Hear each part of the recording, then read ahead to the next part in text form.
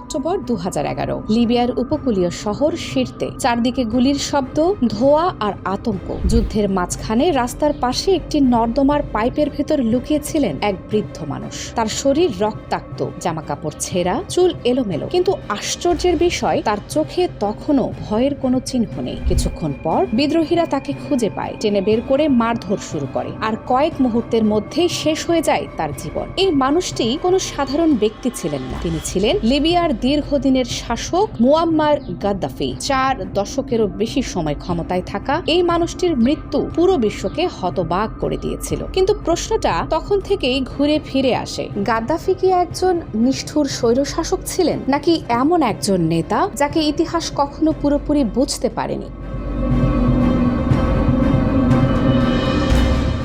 গাদ্দাফির গল্প শুরু হয় একেবারে ভিন্ন জায়গা থেকে। 1942 সালে লিবিয়ার মরুভূমির কাছে সিরতে অঞ্চলে এক বেদুইন পরিবারের তাঁবুতে তার জন্ম হয়। তার পরিবার ছিল খুবই সাধারণ। বাবা ছিলেন উট ও ছাগল পালনের কাজ করা একজন কৃষক। মরুভূমির জীবনে তখন পানি, খাবার আর শিক্ষার সুযোগ ছিল খুবই সীমিত। ছোটবেলায় গাদ্দাফি এই কঠিন পরিবেশের মধ্যেই বড় হন। তবে তার বাবা মায়ের একটা স্বপ্ন ছিল, তাদের ছেলে যেন পড়াশোনা করে এবং জীবনে বড় কিছু করে। সেই কারণেই তাকে কোরআন শিক্ষার জন্য একটি মাদ্রাসায় পাঠানো হয়। সেখান থেকেই ধীরে ধীরে তার মধ্যে নেতৃত্বের ভাবনা জন্ম নিতে শুরু করে। ছাত্র জীবনে গাদ্দাফি খুবই প্রভাবিত হন মিশরের প্রেসিডেন্ট গামাল আবদেল নাসেরের চিন্তাধারা থেকে। নাসের ছিলেন একজন শক্তিশালী আরব জাতীয়তাবাদী নেতা। তিনি বিশ্বাস করতেন যে আরব দেশগুলোকে একত্রিত হতে হবে এবং পশ্চিমা শক্তির প্রভাব থেকে মুক্ত হতে হবে। তরুণ গাদ্দাফি নাসেরের বক্তৃতা শুনতেন, তার লেখা পড়তেন এবং দীর্ঘ সময় ধরে ভাবতেন কিভাবে তার নিজের দেশ লিবিয়াকে বদলানো যায়। সেই সময় লিবিয়ার রাজনৈতিক পরিস্থিতিও খুব ভালো ছিল না। দেশটিতে প্রচুর তেল পাওয়া গেলেও সাধারণ মানুষের জীবনে তার খুব একটা প্রভাব পড়ছিল না। বেশিরভাগ সম্পদ চলে যেত বিদেশি কোম্পানি এবং রাজ পরিবারের হাতে। সেই সময় লিবিয়ার শাসক ছিলেন রাজা ইদ্রিস। তার শাসনে দেশের বড় বড় তেল কোম্পানিগুলো মূলত পশ্চিমা শক্তির নিয়ন্ত্রণে ছিল। তেল থেকে বিপুল অর্থ উপার্জন হলেও সাধারণ মানুষের মধ্যে দারিদ্র্য ছিল ব্যাপক। গ্রামাঞ্চলে স্কুল, হাসপাতাল কিংবা উন্নত অবকাঠামোর অভাব ছিল স্পষ্ট। এই পরিস্থিতি অনেক তরুণ সেনা কর্মকর্তাকে ক্ষুব্ধ করে তোলে। গাদ্দাফিও তখন সেনাবাহিনীতে যোগ দিয়েছেন। ধীরে ধীরে তিনি তার মতো চিন্তাভাবনা করা কয়েকজন কর্মকর্তাকে নিয়ে একটি গোপন দল গঠন করেন। 1969 সালের 1 সেপ্টেম্বর সেই পরিকল্পনা বাস্তবায়নের সময় আসে। রাজা ইদ্রিস তখন বিদেশে চিকিৎসার জন্য ছিলেন। এই সুযোগে গাদ্দাফি এবং তার সহকর্মীরা একটি সামরিক অভ্যুত্থান ঘটান। সেনাবাহিনীর রাজধানী ত্রিপোলি এবং অন্যান্য গুরুত্বপূর্ণ স্থাপনা দখল করে। আশ্চর্যের বিষয় হলো এই অভ্যুত্থান প্রায় রক্তপাত ছাড়াই সম্পন্ন হয়। সকালে যখন লিবিয়ার মানুষ ঘুম থেকে উঠে রেডিও চালায়, তখন তারা একটি নতুন ঘোষণা শুনতে পায়। এক তরুণ কণ্ঠ বলছিল, আজ থেকে লিবিয়ায় আর রাজতন্ত্র নেই, এখন থেকে এই দেশ জনগণের। সেই তরুণের নাম ছিল গাদ্দাফি এবং তখন তার বয়স মাত্র 27 বছর।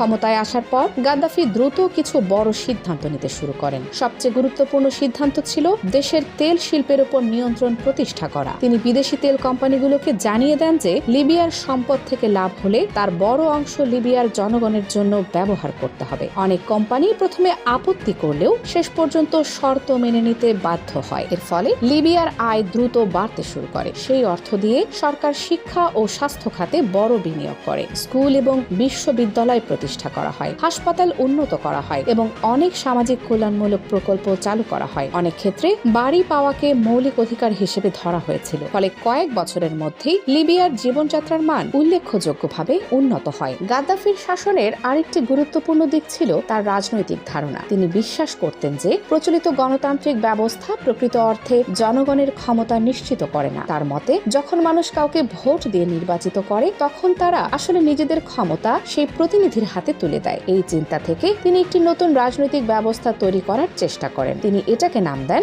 জামাহিরিয়া, যার অর্থ জনগণের রাষ্ট্র। তার লেখা গ্রিন বুকে তিনি এই ধারণাগুলো ব্যাখ্যা করেন। কাগজে কলমে এই ব্যবস্থা এমন ছিল যেখানে জনগণ সরাসরি সিদ্ধান্ত গ্রহণে অংশ নেবে। কিন্তু বাস্তবে পরিস্থিতি এতটা আদর্শ ছিল না, কারণ সময়ের সঙ্গে সঙ্গে ক্ষমতার কেন্দ্রবিন্দুতে গাদ্দাফি নিজেই থেকে যান। তার সমালোচনা করা বা রাজনৈতিক বিরোধিতা করা অনেক সময় কঠিন হয়ে পড়ে। অনেক সমালোচক দাবি করেন যে সরকার বিরোধীদের দমন করতে কঠোর পদক্ষেপ নিত, ফলে একদিকে উন্নয়ন হলেও অন্যদিকে রাজনৈতিক স্বাধীনতা সীমিত ছিল। এদিকে আন্তর্জাতিক রাজনীতিতেও গাদ্দাফি ধীরে ধীরে বিতর্কিত হয়ে ওঠেন। তিনি প্রায়ই পশ্চিমা শক্তির সমালোচনা করতেন এবং নিজেকে তাদের বিরোধী হিসেবে তুলে ধরতেন। 1980-র দশকে যুক্তরাষ্ট্রের সঙ্গে তার সম্পর্ক বিশেষভাবে খারাপ হয়ে যায়। মার্কিন প্রেসিডেন্ট ডোনাল্ড রিগান একবার তাকে মিডল ইস্টের পাগলা কুকুর বলে মন্তব্য করেন। এই সময়ে বিভিন্ন আন্তর্জাতিক ঘটনার জন্য লিবিয়াকে দায়ী করা হয় এবং দেশটির উপর কঠোর অর্থনৈতিক নিষেধাজ্ঞা আরোপ করা হয়। 1988 সালে স্কটল্যান্ডের আকাশে প্যান অ্যাম ফ্লাইট 103 নামের একটি যাত্রীবাহী বিমান বিস্ফোরিত হয়। এই ঘটনায় 270 জন নিহত হন। পশ্চিমা দেশগুলো এই হামলার জন্য লিবিয়াকে দায়ী করে। পরে লিবিয়া ক্ষতিপূরণ দিতে সম্মত হয় এবং এই ঘটনার পর দেশটির আন্তর্জাতিক অবস্থান আরও দুর্বল হয়ে পড়ে। নিষেধাজ্ঞার কারণে অর্থনীতি চাপের মুখে পড়ে এবং আন্তর্জাতিক সম্পর্কও সংকুচিত হয়ে যায়।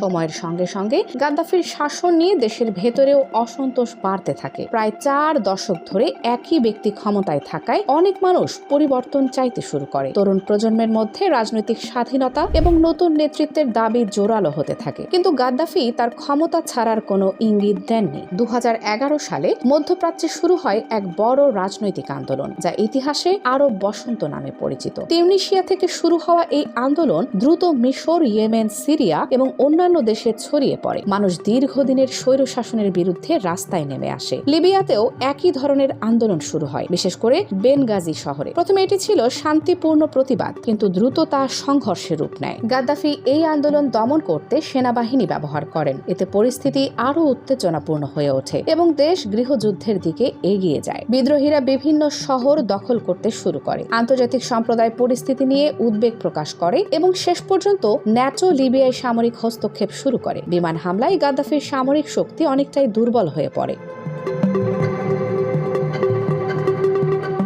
কয়েক মাসের লড়াইয়ের পর বিদ্রোহীরা রাজধানী ত্রিপোলি দখল করে ফেলে। গাদ্দাফি পালিয়ে যান তার জন্মস্থান সির্তে শহরে, কিন্তু যুদ্ধ তখনও শেষ হয়নি। অক্টোবর মাসে সির্তে শহরও বিদ্রোহীদের হাতে চলে যায়। গাদ্দাফি তার সমর্থকদের নিয়ে পালানোর চেষ্টা করেন, কিন্তু তার কনভয় আকাশ থেকে হামলার শিকার হয়। আহত অবস্থায় তিনি রাস্তার পাশে একটি ড্রেনের পাইপে আশ্রয় নেন। কিছুক্ষণের মধ্যেই বিদ্রোহীরা তাকে খুঁজে পায় এবং শেষ পর্যন্ত তাকে হত্যা করা হয়। গাদ্দাফির মৃত্যুর খবর দ্রুত পুরো বিশ্বে ছড়িয়ে পড়ে। অনেক দেশ এই ঘটনাকে স্বাগত জানালেও অনেকে এটাকে একটি বিতর্কিত সমাপ্তি হিসেবে দেখেছিল। তার মৃত্যুর পর অনেকেই আশা করেছিল লিবিয়ায় শান্তি ও স্থিতিশীলতা ফিরে আসবে, কিন্তু বাস্তবে দেশটি দ্রুত বিভিন্ন মিলিশিয়া গোষ্ঠীর মধ্যে বিভক্ত হয়ে পড়ে। রাজনৈতিক অস্থিরতা এবং সংঘর্ষ বহু বছর ধরে চলতে থাকে। আজও লিবিয়ায় গাদ্দাফিকে নিয়ে মতভেদ রয়েছে। কেউ তাকে একজন স্বৈরশাসক মনে করে, যিনি দীর্ঘদিন ক্ষমতায় থেকে রাজনৈতিক স্বাধীনতা সীমিত করেছিলেন। আবার অনেক মানুষ মনে করে তিনি দেশের সম্পদ জনগণের জন্য ব্যবহার করেছিলেন এবং লিবিয়াকে উন্নয়নের পথে নিয়ে গিয়েছিলেন। তাই গাদ্দাফির জীবন এবং শাসন নিয়ে বিতর্ক এখনো শেষ হয়নি। ইতিহাসে অনেক নেতার মতোই গাদ্দাফিও এক জটিল চরিত্র। তিনি একই সঙ্গে উন্নয়ন এবং বিতর্ক দুটোরই প্রতীক। মরুভূমির এক সাধারণ তাঁবু থেকে উঠে এসে 4 দশক ধরে একটি দেশের নেতৃত্ব দেওয়া খুবই বিরল ঘটনা, কিন্তু শেষ পর্যন্ত তার গল্প আমাদের মনে করিয়ে দেয় যে ক্ষমতা, রাজনীতি এবং জনগণের প্রত্যাশার মধ্যে ভারসাম্য না থাকলে কোনো শাসনই চিরস্থায়ী হয় না।